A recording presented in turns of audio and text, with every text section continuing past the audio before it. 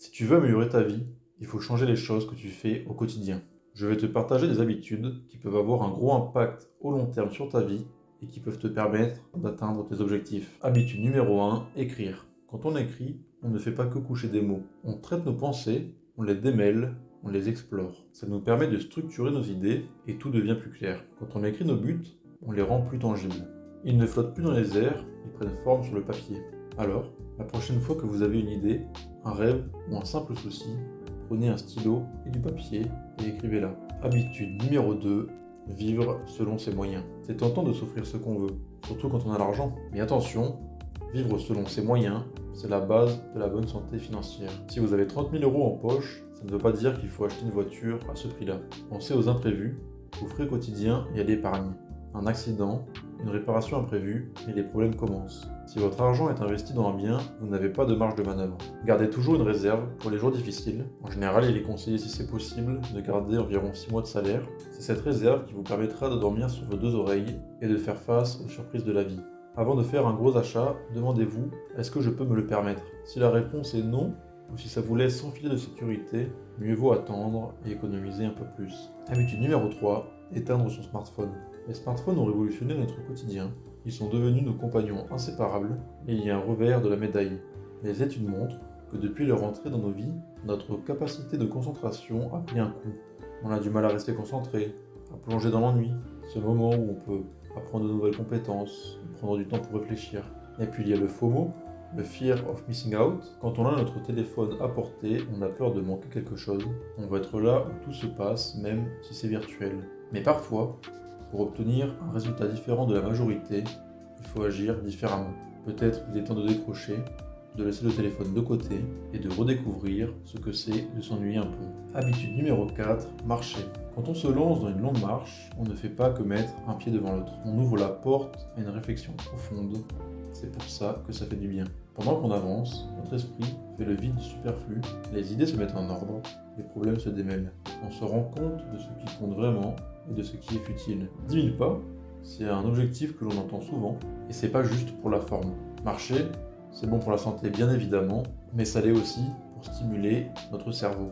Les idées fusent, les solutions se dessinent, on résout des problèmes sans même s'en rendre compte. Alors, la prochaine fois que vous vous sentez coincé, enfilez vos chaussures et partez vous balader. Habitude numéro 5, un sommeil loin des écrans. La chambre, c'est notre sanctuaire de repos, c'est là que votre corps se recharge. Et pour un sommeil de qualité, il y a quelques règles à respecter. Pas de lumière. La nuit, notre corps a besoin d'obscurité pour sécréter la mélatonine, l'hormone du sommeil. Éteignez toutes les sources de lumière, y compris les écrans. La lueur bleue des écrans est similaire à celle de la lumière du jour, ce qui perturbe notre horloge biologique. Habitude numéro 6, arrête de suivre les actualités. Souvent, les actualités pèsent sur le moral et il y a de fortes chances qu'elles n'aient aucun impact sur ta vie directement. En revanche, ça peut être anxiogène, car malheureusement, c'est le négatif qui fait vendre. J'ai complètement arrêté de suivre les news, désolé Hugo, et si c'est vraiment important, un proche va finir par m'en parler. Habitude numéro 7, étant donné qu'on n'a plus d'écran dans la chambre, avoir un post-it et un stylo pour capturer les idées éphémères. C'est un conseil simple mais efficace, notez vos idées dès qu'elles surgissent. Pourquoi ?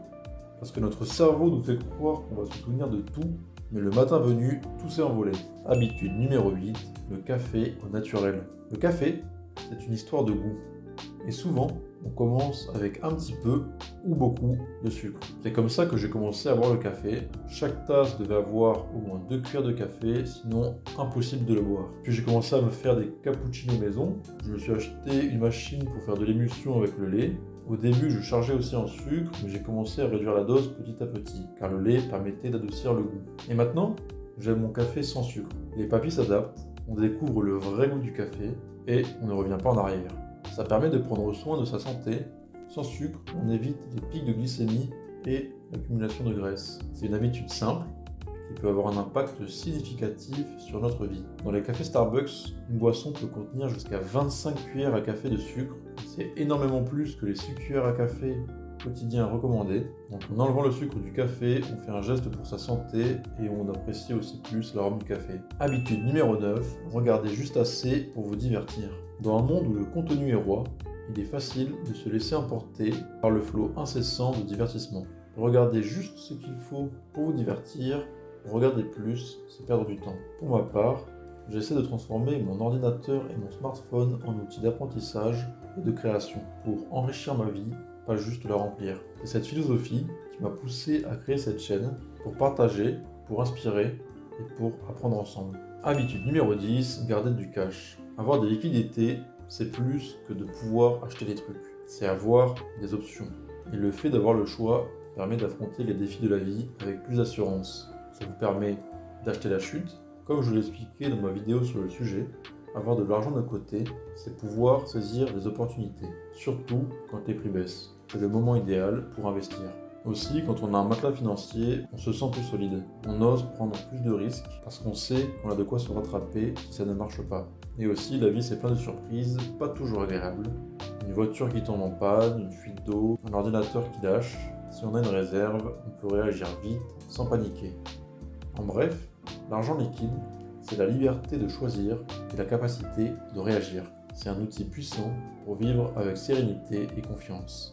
Habitude numéro 11, ranger au fur et à mesure. C'est facile de laisser traîner la vaisselle après avoir fait à manger et de se retrouver en fin de semaine avec une montagne de vêtements sur le fauteuil. Des habitudes simples comme faire la vaisselle directement et faire son lit le matin permet d'être dans un environnement plus agréable et de ne pas se laisser aller.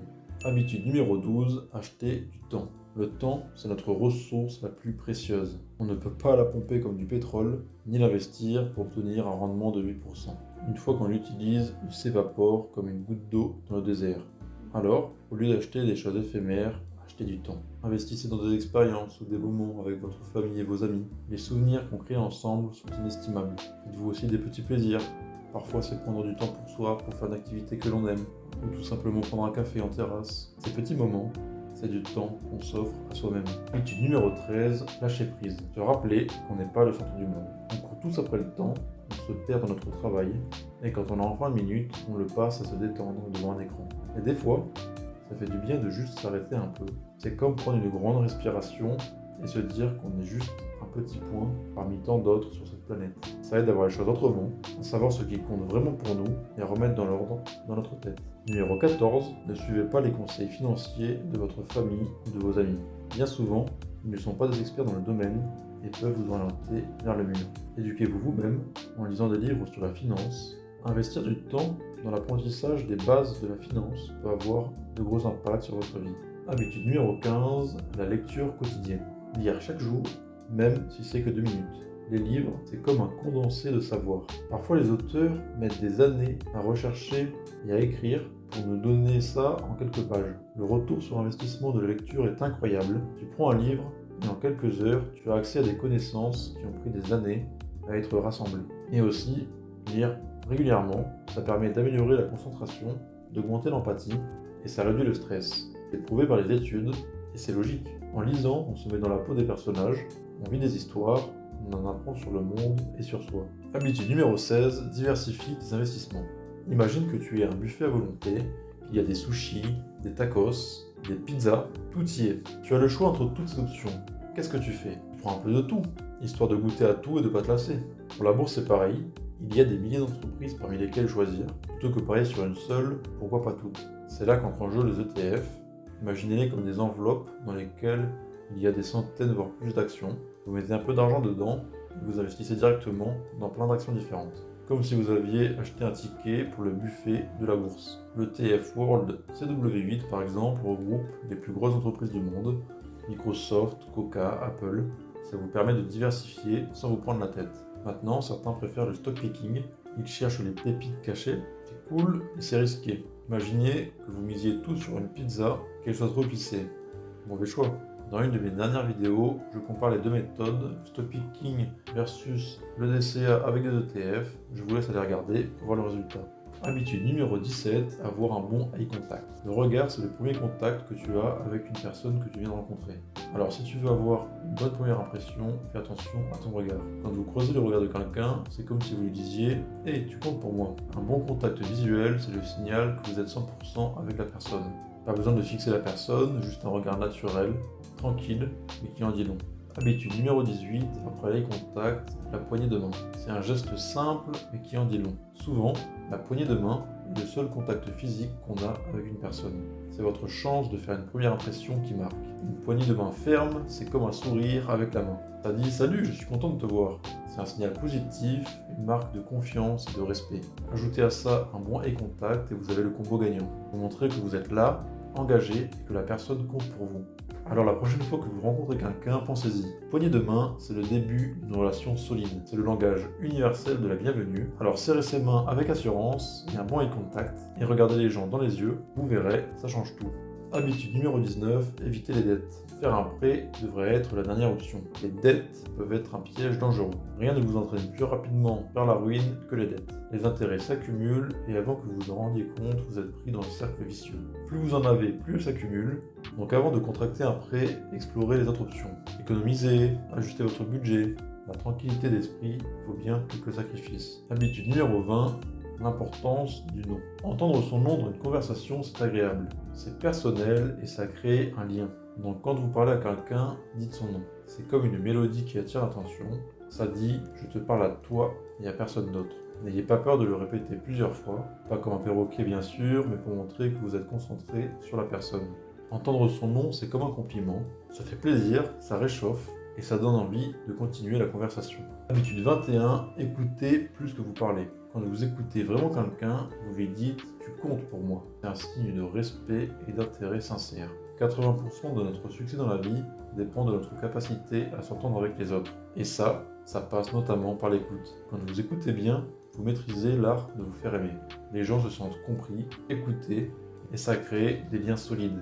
Habitude numéro 22, porte de l'intérêt sincère à ce qu'on te dit ou ce qu'on te parle. Plonge-toi dans ce que la personne te raconte. Peu importe le sujet, sois curieux. Si tu as du mal, tu peux dire des phrases comme « c'est intéressant, tu peux m'en dire plus ?» Ça paraît forcé au début, mais plus tu le fais, plus tu te rends compte que ça crée vraiment de l'intérêt dans ce que la personne dit. Et lorsque tu portes de l'intérêt à ce que les gens disent, ils le ressentent. Habitude numéro 23, choisir la bienveillance. Les piques et les moqueries, c'est pour la cour de récré. En tant qu'adulte, ça donne une image immature. Si vous devez critiquer, faites-le de manière constructive. Cherchez à aider et pas à blesser. La bienveillance, c'est choisir d'être la meilleure version de soi-même. La prochaine fois que vous êtes tenté de lancer une remarque, respirez un coup et choisissez la gentillesse. Vous verrez, ça rendra vos conversations plus agréables et vos relations plus fortes. Habitude numéro 24, cultivez l'espoir chez les autres. Ne rabaissez jamais l'espoir. Chaque espoir est une petite flamme qui éclaire le chemin de quelqu'un. Ne soufflez pas dessus. Des miracles se produisent tous les jours. On ne sait pas de quoi les gens sont capables. Derrière chaque visage, il y a des rêves, des talents, des possibilités infinies. Habitude numéro 25, faire preuve de respect. Peu importe l'importance de son travail ou le statut d'une personne, chacun mérite le respect. Après tout, nous sommes tous là pour gagner notre vie. Il n'y a pas de métier plus important qu'un autre. Que vous soyez un PDG, un balayeur de rue ou un artiste de rue, chaque rôle contribue à la société à sa manière. Alors soyons bienveillants les uns avec les autres, car nous sommes tous des maillons essentiels à cette chaîne qui est la vie. Merci d'avoir regardé cette vidéo. Si elle vous a plu, je vous invite à vous abonner et à mettre un like. Je vous dis à bientôt pour la prochaine. Ciao ciao.